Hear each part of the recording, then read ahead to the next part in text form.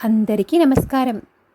మనం ఈ వీడియోలో విజయవాడ కనకదుర్గ అమ్మవారి ఆలయంలో అమ్మవారు 5వ రోజు అలంకారమైన శ్రీ మహాచండీదేవి అలంకరణ, నైవేద్యం, ఏ రంగు చీర, అమ్మవారిని ఏ పుష్పాలతో పూజించాలి, అమ్మవారికి చెప్పే మంత్రాలు ఏమిటి, ఈరోజు చేయవలసిన దానం ఏమిటి, అలాగే ఈరోజు నిషిద్ధ పదార్థాలు ఏమిటి, అలాగే అమ్మవారి కథ గురించి వివరంగా తెలుసుకుందాం. మనకి ఈ 2023 సంవత్సరంలో దసరా నవరాత్రులలో మొదటిసారిగా శ్రీ మహాచండీదేవి అలంకారం పెట్టారండి.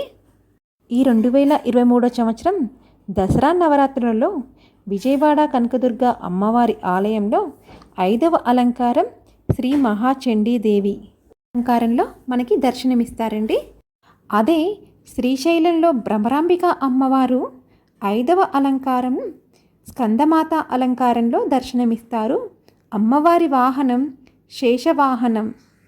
అలాగే వరంగల్ భద్రకాళి అమ్మవారి ఆలయంలో అమ్మవారు శ్రీ రాజరాజేశ్వరి అలంకారంలో మనకి దర్శనమిస్తారు.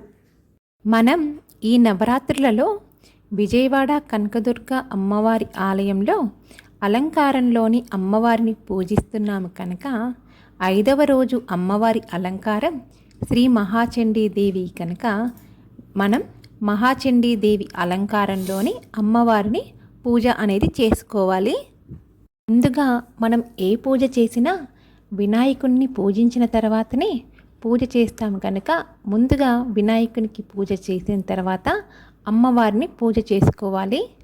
ముందుగా వినాయకునికి పూజలో భాగంగా షోడోపచార పూజ చేసి ధూపదీప నైవేద్యాలను సమర్పించిన తర్వాత తాంబూలం సమర్పించి నమస్కారం చేసుకుని ప్రదక్షిణ చేసిన తర్వాత అప్పుడు అమ్మవారికి పూజ అనేది చేయాలి. మీరు మొదటి 4 రోజులు పూజ అనేది చేయకున్నా 5వ రోజు నుంచి పూజ అనేది నిరాకంఠంగా చేసుకోవచ్చండి. 5వ రోజు అలంకారం శ్రీ మహాచండీదేవి. తేదీ విషయానికి వస్తే ఆశ్వయుజ శుద్ధ పంచమి అక్టోబర్ 19 గురువారం, పంచమి తిథి అక్టోబర్ 18 బుధవారం రాత్రి 11:26 నుంచి అక్టోబర్ 19 రాత్రి 10:27 వరకు ఉన్నదండి. ఈరోజు నక్షత్రం జ్యేష్ఠ నక్షత్రం. ఈ జ్యేష్ఠ నక్షత్రం రాత్రి 8:09 వరకు అయితే ఉన్నదండి.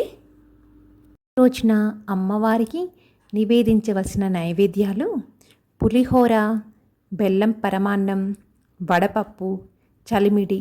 ఈ రోజున అమ్మవారికి ఎంతో ఇష్టమైన ఎరుపు రంగు చీరనైతే ధరింపచేస్తారండి.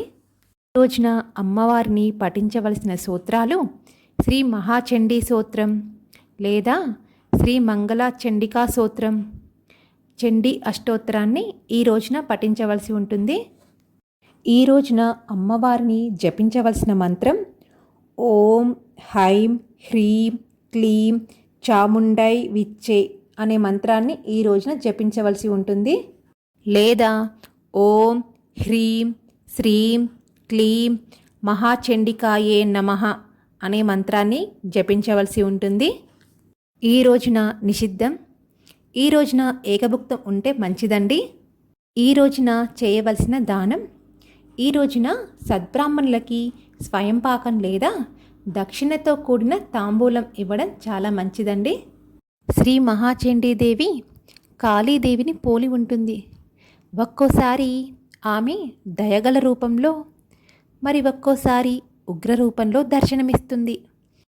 చండీదేవిని దయగల రూపంలో ఉన్నప్పుడు ఉమా, గౌరీ, పార్వతి, హైమావతి, శతాక్షి, శాకంబరీదేవి, అన్నపూర్ణ, జగన్మాత, మరి భవాని అని పిలుస్తారు. అలాగే భయంకరమైన రూపంలో ఉన్నప్పుడు ఆమె దుర్గా, కాళీ, శ్యామ, చండీ లేక చండిక, భైరవి అనే పేర్లతో పిలువబడుతుంది. నవరాత్రులలో చండీదేవికి ప్రత్యేక స్థానం ఉంది. అంతటి ప్రత్యేక స్థానం ఉన్న చండీదేవి వెనకాల ఉన్న కథ గురించి ఇప్పుడు తెలుసుకుందాం. పూర్వం మధుకైటబులనే రాక్షసులను వధించడానికి బ్రహ్మదేవుని కోరికపై మహామాయ విష్ణువుని నిద్రలేపింది. యోగనిద్ర నుంచి మేల్కొన్న విష్ణువు మధుకైటబులతో 10,000 సంవత్సరాలు పోరాడినా వారిని జయించలేకపోతాడు. దీనిని గమనిస్తున్న మహాదేవి మధుకైటబులను మోసపూరితులను చేస్తుంది. దీంతో అంతకాలంగా తమతో పోరాడినందుకు శ్రీ మహావిష్ణువును మెచ్చుకొని మీకు ఏం వరం కావాలని కోరగా దీనికి శ్రీహరి వారి మరణాన్ని వరంగా అడుగుతారు.